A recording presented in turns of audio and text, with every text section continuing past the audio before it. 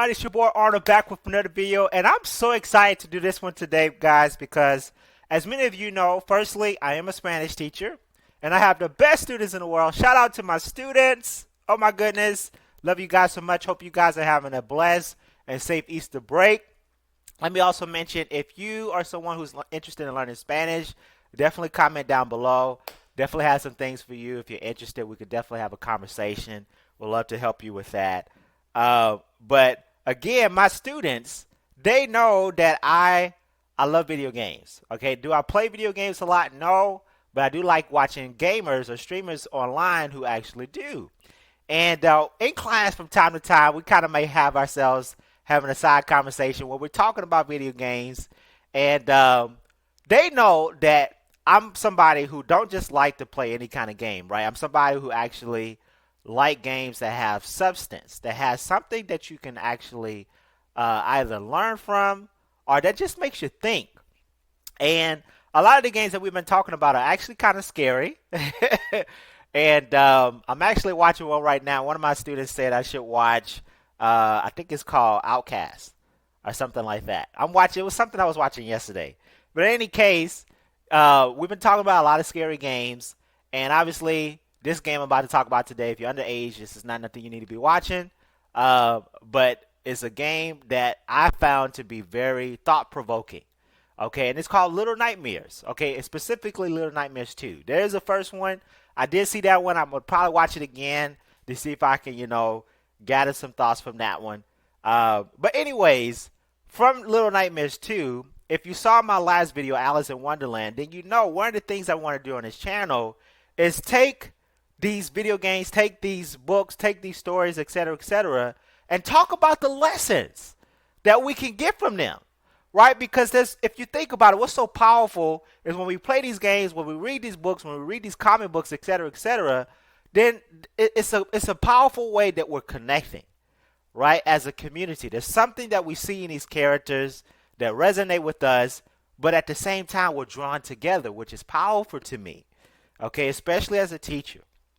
So with that, what I'm going to do is, I'm going to say if you haven't seen this game, okay, then you need to go watch it. I don't want to spoil it for nobody. This is a spoilers alert.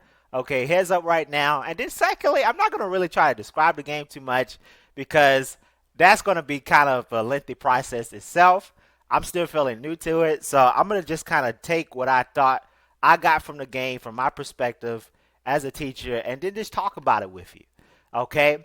All right, so spoilers alert right now. If you haven't seen it, go watch it. Stop the video. I don't want to spoil it for you. All right, you've been warned. All right, so very simply, if you have seen the game, if you played it, if you beat it, okay, then you know at the end of the game what basically happens is Mono is trying to escape this city with Six. All right, and you also know that throughout the time in this game, you've had all these different TVs in this world where Mono was kind of touching the screen and he's being warped into this room where he's running towards this door, and then all of a sudden it's the same door that you see in the beginning that has this big old eye, right? And as he opens this door, finally there's this character that's sitting in the seat that's watching him and that begins to run after him in Six. Okay, eventually towards the end of the game, you see that Mono kind of defeats this big guy because he starts to put his hands out. The guy's doing the same thing, and he ends up kind of like destroying the guy, basically, right? It's a very interesting thing that's going on in this game.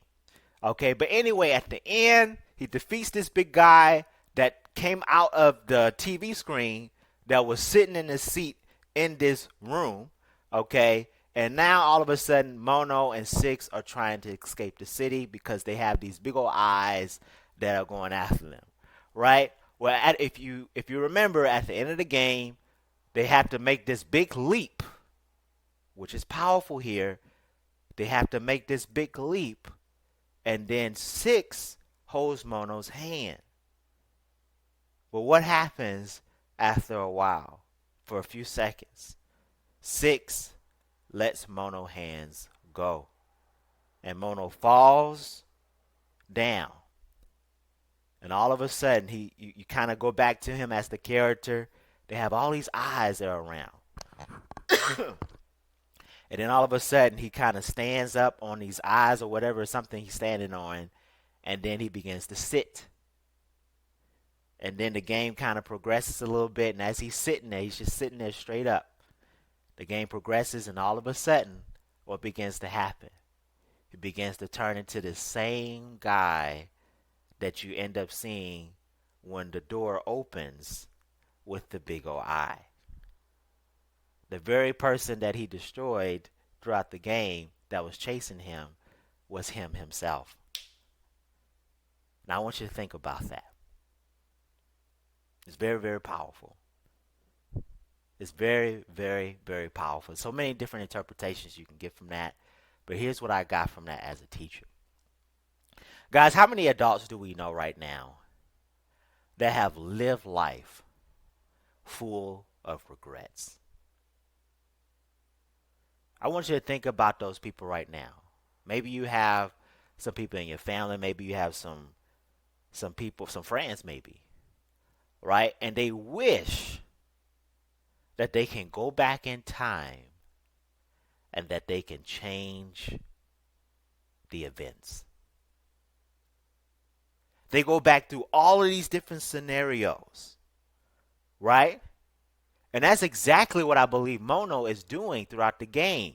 Mono is trying to go back in time through these different TV screens to try to get Mono to wake up. But at the end of the day,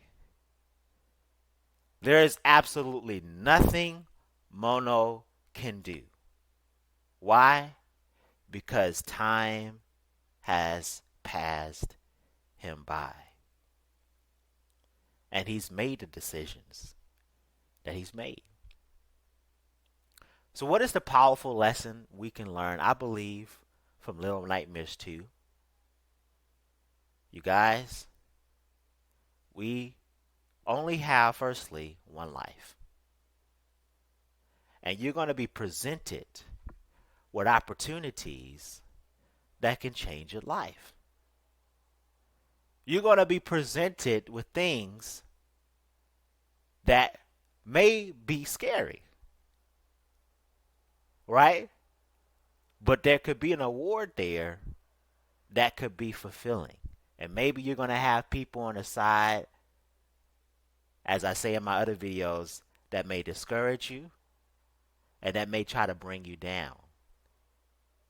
But at the end of the day, you got to remember, do you want to be like Mono and regret that you didn't do the things that you could have done when you could have? Because just like Mono, there's absolutely nothing that he could have done or could do now or can at the end of the day. That's the lesson. Take advantage of the time that you have now, because tomorrow's not promised. But also, don't be like Mono and end up regretting and trying to figure out what you can do to change time, because you can't at the end of the day. All right, so with that, that's my first time trying to interpret something that I think that's very powerful. I went kind of long today, but I'm curious to know what you guys think. Maybe you guys got something from that, right? Maybe you think it's interesting. Okay. If you got another game you'd like for me to review, let me know. Love to know your thoughts on that. But that's what I got from the game. I thought it was very, very powerful, right? Don't live a life of regret. Live life now, knowingly, conscientiously, of the opportunities that you have before you, and take advantage of them, because you may regret them if you do not. All right. So with that, my name is Arnold. I hope you guys got value. Definitely like, share, subscribe. And with that, you guys, I'll see you in the next video.